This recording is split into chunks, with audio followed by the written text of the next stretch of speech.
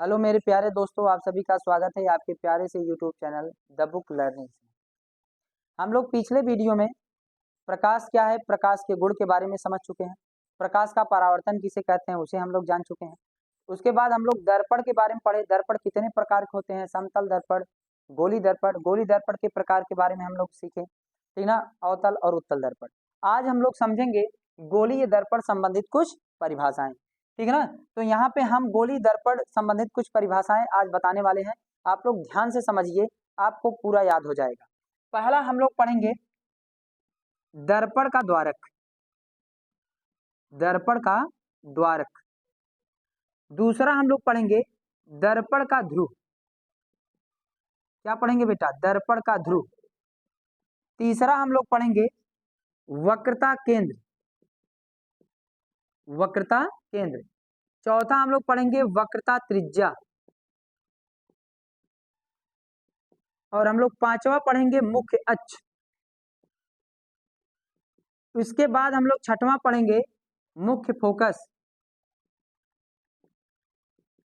मुख्य फोकस। इसके बाद हम लोग पढ़ेंगे फोकस दूरी। मुख्य फोकस, उसके बाद हम लोग पढ़ेंगे फोकस दूरी। उसके बाद हम लोग पढ़ेंगे फोकस तल। फोकस तल, ठीक ना।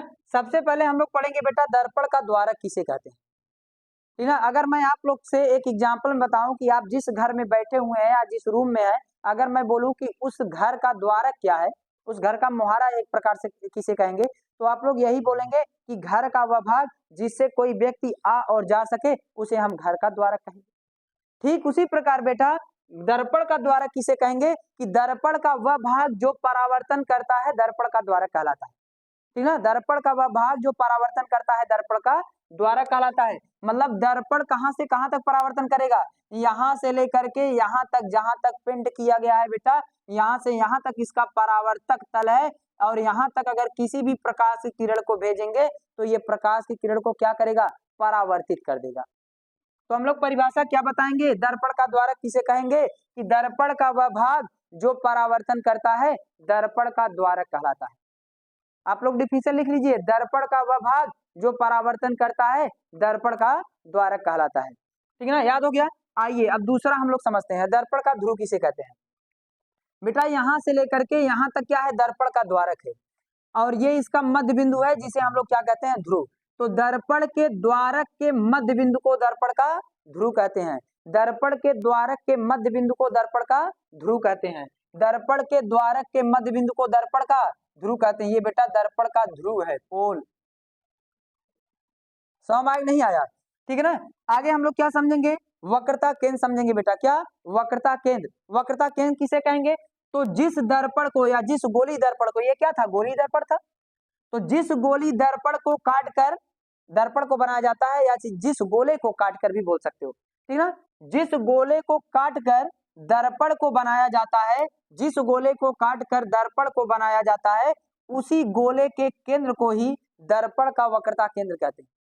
फिर से एक बार डिफिनेशन बताना चाहेंगे कि जिस गोले को काट कर, ये देखो बेटा गोला था, गोली दर्पण था, तो जिस गोले को काट कर दर्पण को बनाया जाता है उसी गोले के केंद्र को ही दर्पण का वक्रता केंद्र कहते हैं। लिख लीजिएगा जो डिफिनेशन बोले हैं, ठीक है ना।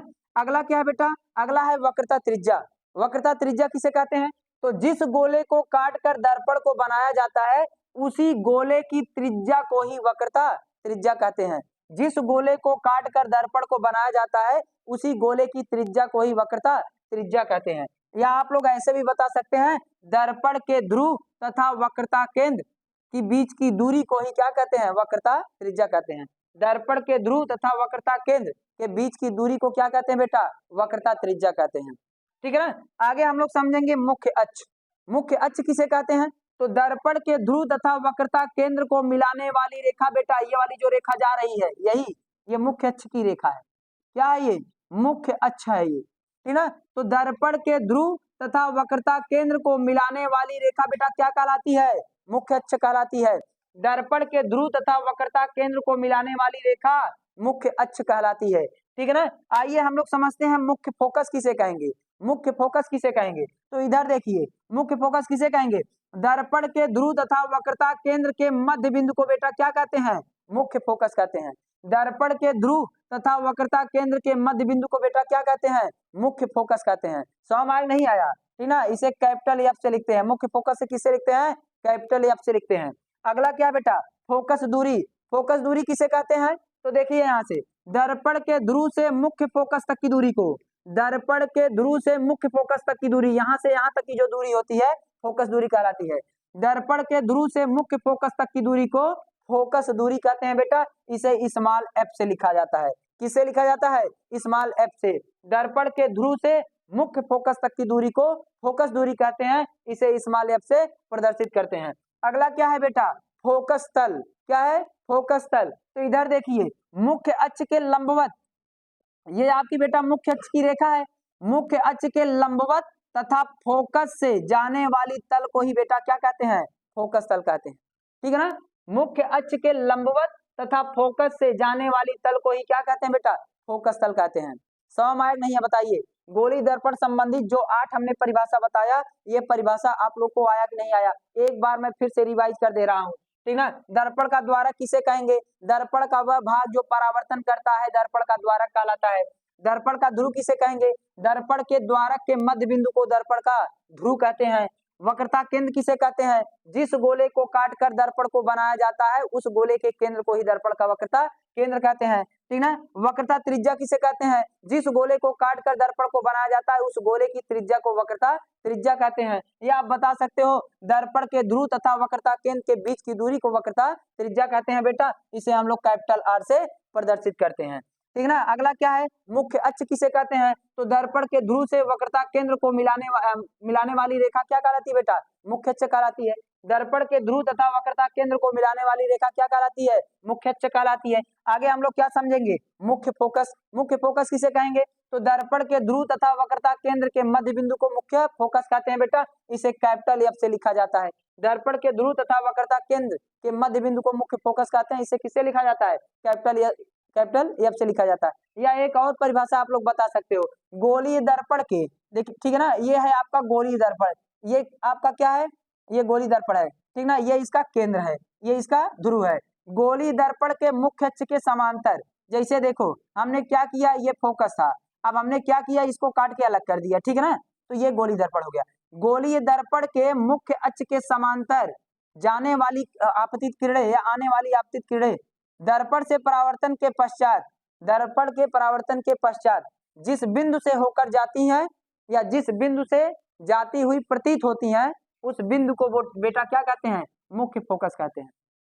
गोली दर्पण के मुख्य अक्ष के समांतर जाने वाली प्रकाश की किरणें परावर्तन के पश्चात मुख्य अक्ष के जिस बिंदु से होकर जाती हैं या जिस बिंदु से होकर जाती प्रतीत होती हैं उस बिंदु को क्या कहते हैं बेटा? मुख्य फोकस कहते हैं। समझ नहीं आया? आगे क्या है? फोकस दूरी। फोकस दूरी किसे कहते हैं? दर्पण के ध्रुव से मुख्य फोकस तक की दूरी को फोकस दूरी कहते हैं बेटा। इसे स्मॉल एफ से प्रदर्शित करते हैं। फोकस तल किसे कहते हैं? मुख्य अक्ष के लंबवत, देखो ये मुख्य अक्ष है, मुख्य अक्ष के लंबवत तथा फोकस से जाने वाली तल को, ये जो तल जा रही है इसी तल को हम लोग बेटा क्या कहते हैं? फोकस तल कहते हैं। आशा करते हैं कि गोली दर्पण संबंधित ये जो मैं 8 परिभाषा आप लोग को बताया ये आप सभी को याद हो गया होगा। ठीक ना, आज के लिए बस इतना ही। तब तक मिलते हैं नेक्स्ट वीडियो में। तब तक के लिए बाय बाय, टेक केयर। और हाँ, यदि हमारा चैनल आपको अच्छा लगे और हमारी वीडियो आपको पसंद आए तो इसे लाइक कीजिए, कमेंट कीजिए और अपने दोस्तों के पास शेयर कीजिए। धन्यवाद।